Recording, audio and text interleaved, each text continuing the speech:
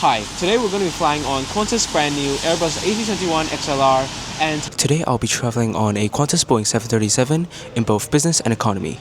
This video will be a full comparison of the current and new workhorse of the domestic and short-haul fleet of Australia's flag carrier. So please sit back, relax, and let us take you into our journey. For context, I traveled on the 737 twice last week.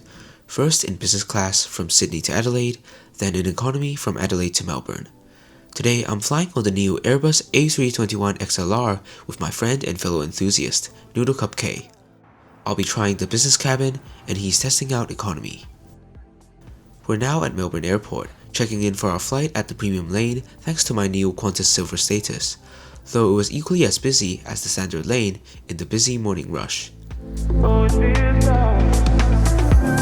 The entrance for the Qantas lounges were right after security. You can find 3 lounges in the precinct: the Qantas Club, Business Lounge, and the exclusive VIP Chairman's Lounge. My business class ticket allowed me to bring 1 guest into the Business Lounge. Hello, good morning. Yes, one second. That's fine. Yeah. You can have 1 guest as Yeah, we're just confirming. We're worried that you guys won't let me let us in. Thank you very much. Have a nice day. The grey and timber palette of this lounge, along with the carpeted floors and sleek decor, makes it feel like a cozy place to relax. Yet what I loved the most were the large windows overlooking the tarmac, giving the lounge natural light.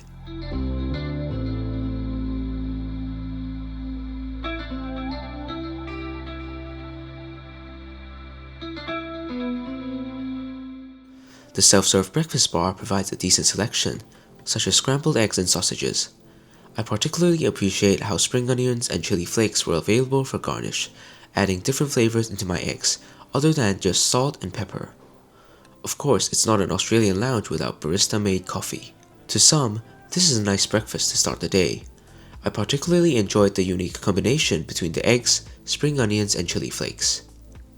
As we were enjoying brekkie, today's aircraft, Victor Hotel, Oscar Golf Alpha, was slowly taxiing to the gate after arriving from Sydney.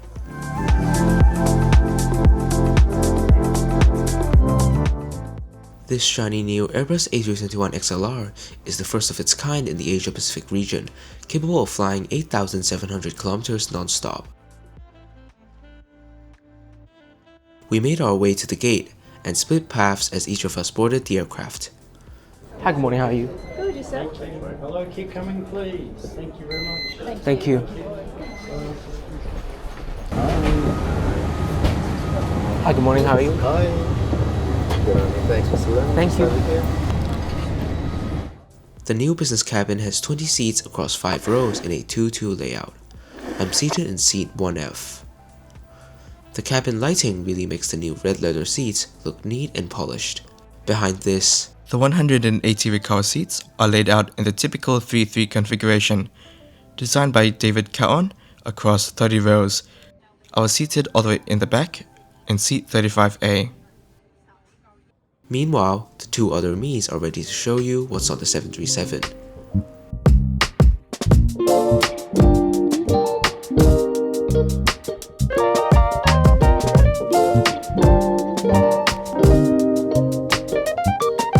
Welcome aboard. The 737 has 3 rows in the front cabin, in a 2-2 layout as well. The cabin has 8 less seats when compared to the new Airbus. Behind that are 162 economy seats, arranged in the standard 3-3 configuration. Putting things together, Qantas basically added 2 more rows in business and 3 more rows in economy, in a fuselage only about 5 meters longer than the 737. Now, let's take a closer look at the seats, starting in the 737's main cabin. The seats are comfortable with double padding, but the 4-way adjustable headrest was extremely tight. You get about 5 inches of recline, which is alright. Each seat has its own entertainment screen and a USB-A port. The tray table looks similar to the one on the A321XLR, but it definitely shows its age. The 30-inch seat pitch is enough for me, and the seat pocket is a decent size. There's a channel selector and headphone jack at the front of the armrest, and a universal power plug between the seats. Strangely, I couldn't find one on the new XLR. Overall, the seat is just old, but the functions aren't terrible. Back to the A321XLR. The seat may appear thin, but I found it comfortable. A 6-way adjustable headrest is installed for maximum comfort. The recline was quite good for economy. There's a USB-A and USB-C port, as well as a phone and tablet holder. However, there is no in-flight entertainment screen at the seat. I was taking many photos when a flight attendant noticed me, and she had a nice chat with me. She gave me a water as well as a welcome drink, which is something Qantas business class customers don't get usually on a Qantas domestic flight. There definitely aren't any bottles waiting for passengers up front, so maybe the cabin manager on my 737 flight was going the extra mile? I definitely see some inconsistency here. While we're here, let me show you seat 3F in the 737 business cabin. The worn out red leather seats and dated interior stand in strong contrast to the contemporary Airbus cabin. With 37 inches of pitch, legroom is fine. This big old seat pocket holds the literature and the noise cancelling headphones. You can find 4 plastic levers which can control your seat, and there's a headphone jack for the overhead screens since this aircraft doesn't have personal entertainment screens. The tray table folds out from the other armrest. It can be adjusted and unfolded. I find it quite stable. Each seat also comes with its own universal power plug, though I'm not sure if it works or not. Back to the A321XLR, the seat also has 37 inches of pitch, but according to Noodle, the non-bulkhead seats felt claustrophobic with the footrest obstructing the legroom. There's also a cocktail table in between 2 seats, which can be slided as such, but I found it a bit small when shared by 2 passengers. The 2 recline buttons look much more modern. There's this small storage area under the armrest. The USB-A and 60-watt USB-C charging port, as well as the wireless charging pad are there to keep your devices charged. You can't find these on the 737. You have another set of the USB charging ports up front, as well as a bottle holder. I'd wish for Qantas to keep the universal power plugs, which ceased to exist on the XLR. You'd expect the A321XLR to feel much more modern than the 737, and it really does. Mood lighting and large clean windows surely play a part. Both aircraft have individual air vents, but do you see the difference? Also, the Qantas CEO said this in a 7 News interview. Look, absolutely, and I think that when you see the size of these bins and what they enable, every customer is going to be able to have a spot. The bins are 60% larger than the ones on the 737 according to the airline themselves, and it makes a difference. Look how small the 737 bins are, they fill up instantly.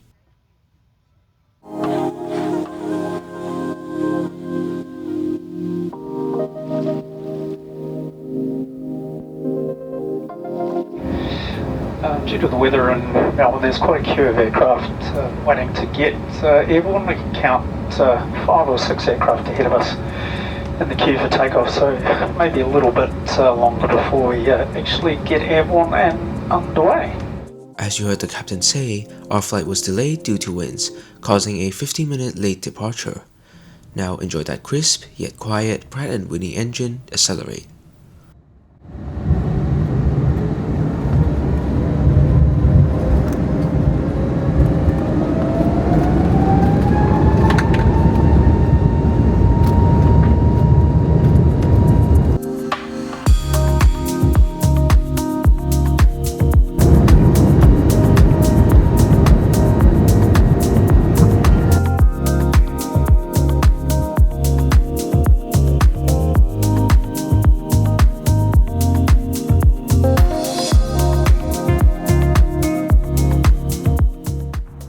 As we are in the air, let's take a look at how comfortable the business class seats are.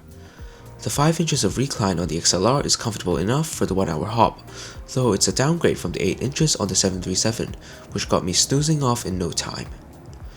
The A321XLR has a 6-way adjustable headrest, though I couldn't figure out how it works, while the 737's 4-way one still works fine and does the job. Both planes have a calf rest, and whilst the 737's footrest unfolds as such, the A321XLR's normal business class rows have it on the seat back in front, which Noodle claimed to block the legroom. I can't comment on that since my bulkhead footrest folds from the calf rest and it wasn't an issue for me. The tray table folds out from the side armrest as well, and the media holder folds out here. One thing I noticed is that there is no place to safely put a cup, unlike the one on the 737. The adjustable tray table is sturdy, but it is noticeably smaller, and with the obstacle, it is too small for the meal tray. Anyway, today's meal consisted of 2 English scones paired with cream and jam, as well as a muesli bar. For drinks, I opted for a lemonade, and moments after, the crew came over and filled our mugs with either coffee or tea elegantly. Does this sound a bit basic to you? Although I had 2 choices, the options didn't seem as appealing as to what I got on my 737 business class flight. Anyway, the scones, baked by a family business in Sydney, were good, but for a $1,000 ticket, people would certainly expect something more than 2 basic scones and a $2 muesli bar, right? How about in economy? In economy, only a small snack was served. It was a passion fruit and coconut slice. There was a water bottle served, and I had an orange juice as well. However, I drank it before I filmed it. The snack was quite basic. Anyways, welcome to the Lavatory. It's a standard A321neo toilet, modern and neat, with sickness bags and a sharps disposal bin for those who need it.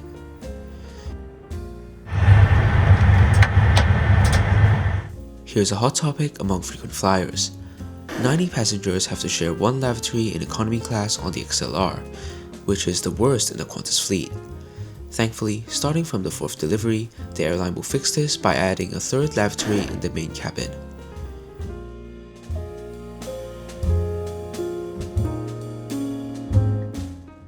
In no time, we were flying over NSW and the Wollongong coast, preparing for a landing into Sydney. Even though Qantas removed personal screens, all passengers now get high-speed Wi-Fi, and that's only if it works. You just need to watch a 30-second ad before getting access. My experience was generally good with it, and I never really encountered a problem, but if you'd prefer movies or an interactive map, you can still use the Qantas Entertainment app or website. So, what did we think of the new jet? While the modern interior and features make it a pleasant plane to fly on, the A321XLR isn't as comfortable as the 737 from what I have seen and heard. The USB ports and charging pads are amazing, but it's sad to lose the universal power plug and seatback entertainment. After all, while it is definitely a privilege to sit here, I don't think it fully justifies the high fares. The 737 has thicker seats, but by the end of the day, the A321XLR feels wider and more spacious. Overall, I would say this is a good enough seat for domestic. However, this isn't really meant for long-haul trips that the Airbus A321XLR is actually capable of. I'd definitely try the economy seat one day. What are your thoughts? Tell us in the comments.